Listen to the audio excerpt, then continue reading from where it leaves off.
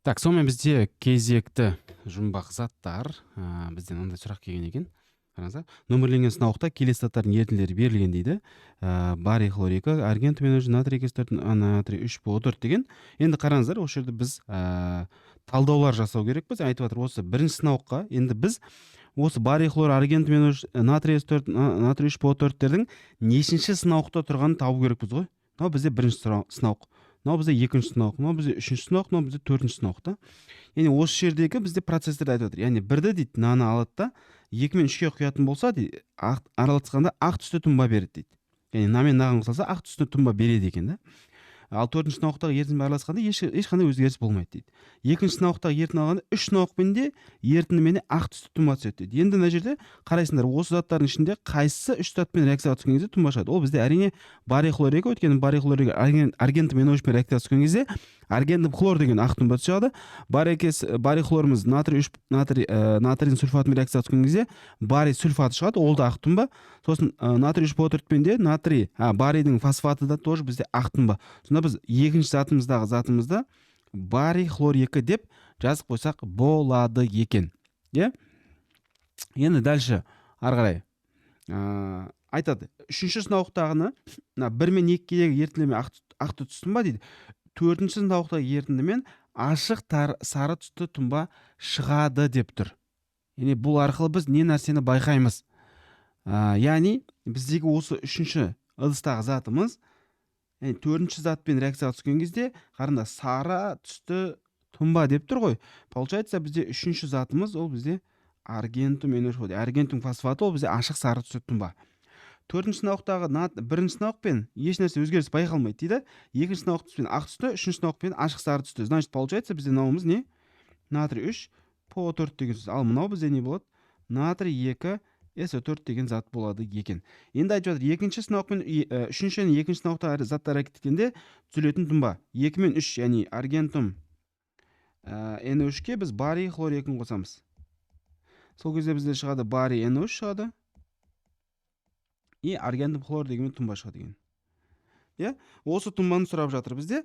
Яғни 2 мен 3-ті араластырған кезде не дейді? Әрекеттескенде түзілетін тұнба қандай дейді. Яғни ол бізде аргентум хлор 3, ол бізде ақ түсті ірімшік тәрізді дегенді біз белгілейміз осы жерде. Дальше бізде бірінші сынауқтағы зат дейді. Бізде бірінші сынауқтағы затымыз не болды? Ол натрий 2 SO4 болады. Бірінші және екінші сынауқтағы ерітінділерде түзілген тұнбаны түзуге қатысқан заттардың массалық үлестері, яғни 1 мен 2 дейді. Натрий 2 SO4 қосылған барий хлор 2. Шығады бізде барий SO4 деген тұнба шығады. И натрий хлор деген зат шығады екен мына жерде бізде. Енді айтып жатыр, осы жерде массалардың қатынасы дейді. Бұл жерде енді қараңыздар. Бірінші және екінші сынауқтағы ерітінділерден түзілген тұнбаны түзуге қатысқан заттардың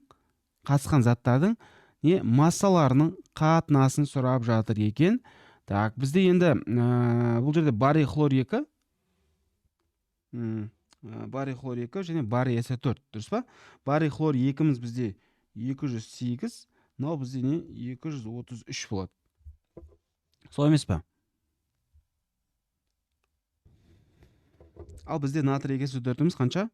142 болады. Енді түзуге қатысқан заттардың деп тұр ғой, түзуге қатысқан заттар мыналар бізде. Мынау жерде бізде 2-ке бөлінеді екеуі де. Мынау бізде 104 болады, мынау бізде 71 болады. Сонда қатынастар 71-де 104 деген жауапты белгілейміз. Ол бізде В деген жауап болады екен. Так, келесі. Так, үшінші және төртінші сынауқтағы ерітінділерді араластырғанда жүретін реакцияның толық иондық теңдеуін жазыңдар дейді. 3 пен 4-те бізде не бар? 3 пен 4-те аргентум NO3 және натрий 3 по4 бар. Соны жазамыз. Аргентум NO3 және натрий 3 по4. Шығатын заттар бізде аргентум 3 по4 деген тұнба шығады. Және де натрий NO3 шығады. 3 қоямыз алдына 3 қоямыз. Так, бізге толық иондық теңдеуіндегі коэффициенттерін қосамыз. Яғни мынаның барлығын ыдыратамыз. 3 аргентум плюс 3 NO3 минус және 3 натрий плюс және по4 3 минус Жерден шығады бізде аргентум 3 по 4 ол тұнба. Келесі 3 натрий плюс және де 3 NO3 минус дейміз. Енді санап шығамыз барлығын. Так. Мынау бізде 3, 6, 9, 10, 11, 14 және 17. Жауап бізде не болады? 17 деген жауап болады екен. 17 деген жауап. Келесі үшінші сынақта массасы 30 грамм 20% болатын дейді. 30 граммның 20%-ін тауып аламыз. Ол бізде 6 грамм болады. Екінші сынақтағы 50 мл 0,2 концентрацияда дейді. Яғни біз зат мөлшерін тауып аламыз. Осы жерден В көбейтілген С-ға салып, 0,05-ті көбейтесіңдер 0,2-ге. Иә, сынақта өзара араластырғанда түсірген тұнбаның массасын сұрап жатыр екен бізде. Так, получается бізде бұл жерде үшінші және екінші сынақта бізде не бар еді? Үшінші және екінші барий хлор мен аргентум NO3. Осы реакцияны аламыз. Я мынаны копировать ете салайық біз. Так.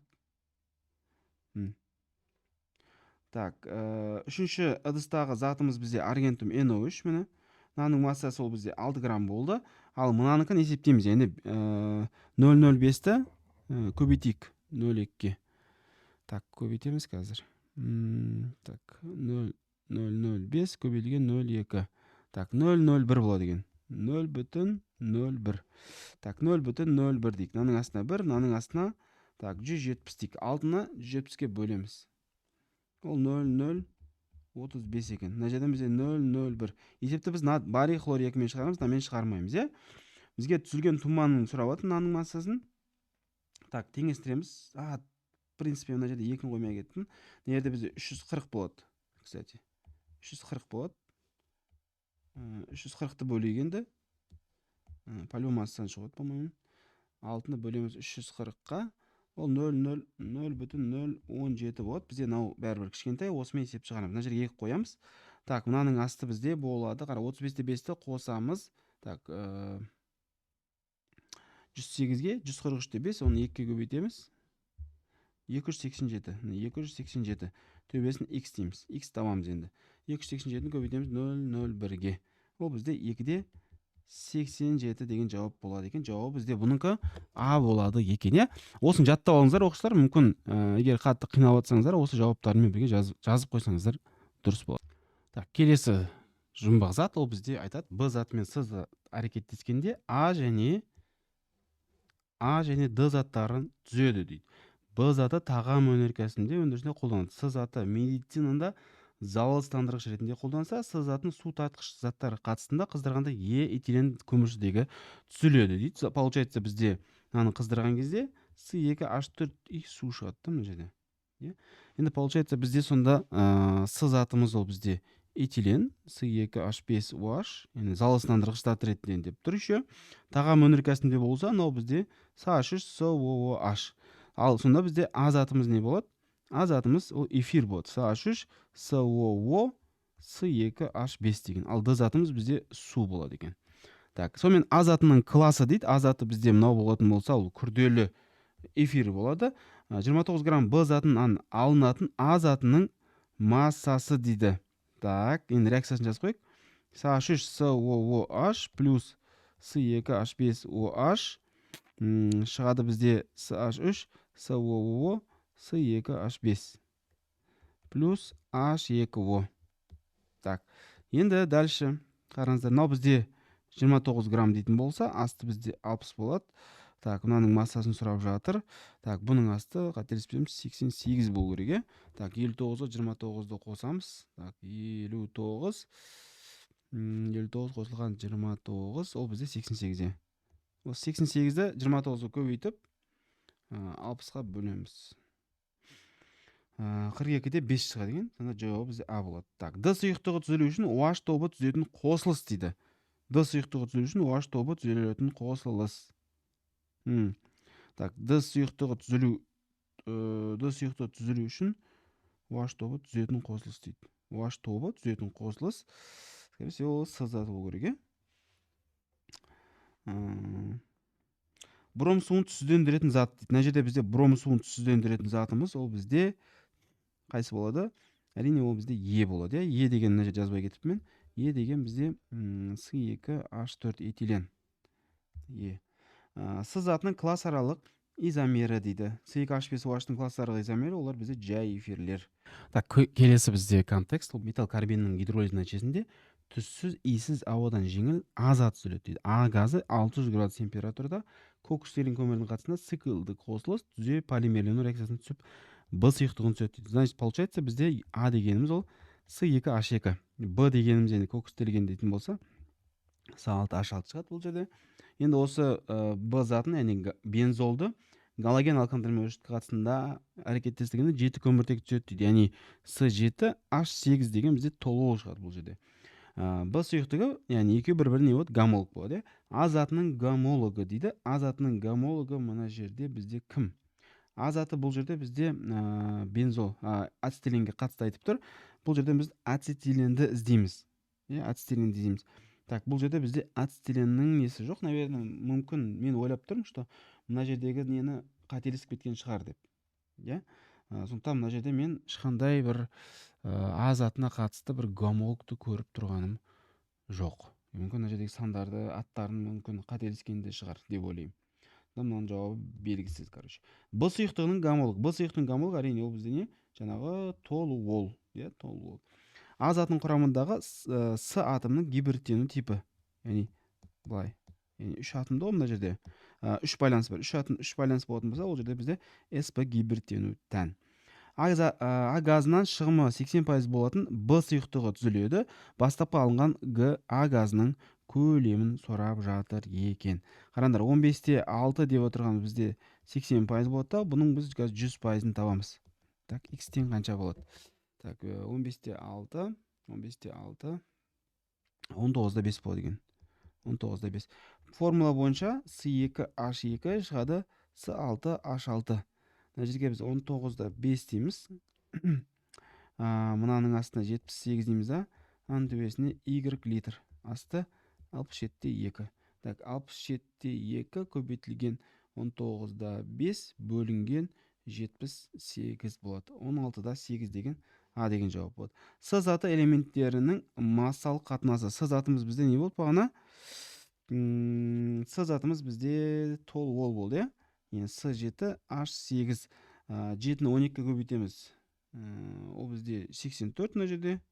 Мынау бізде 8, Так, екеуі де бізде неге қысқарады? 4-ке қысқарады.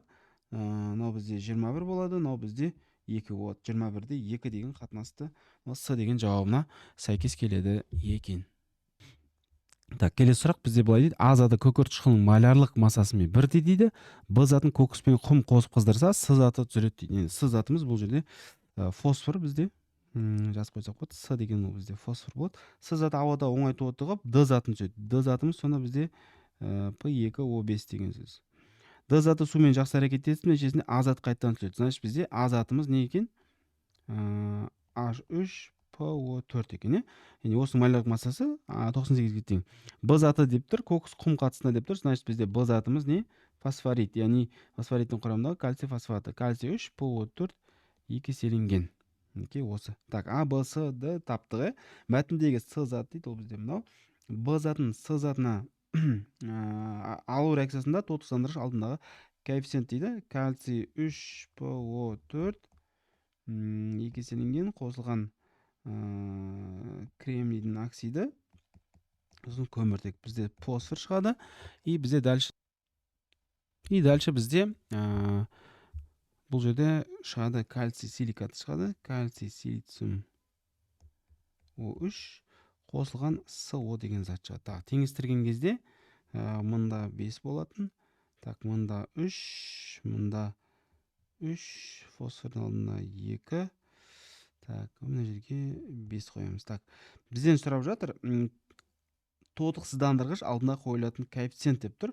Так, мынау бізде 0-ден плюс 2-ге кетті. Бұл бізде тотықсыздандырғыш болады. Ал фосфор бізде плюс 5-тен 0-ге кетіп жатыр. Бұл бізде тотықтырғыш болады. Сонда тотықсыздандырғыш ол бізде не?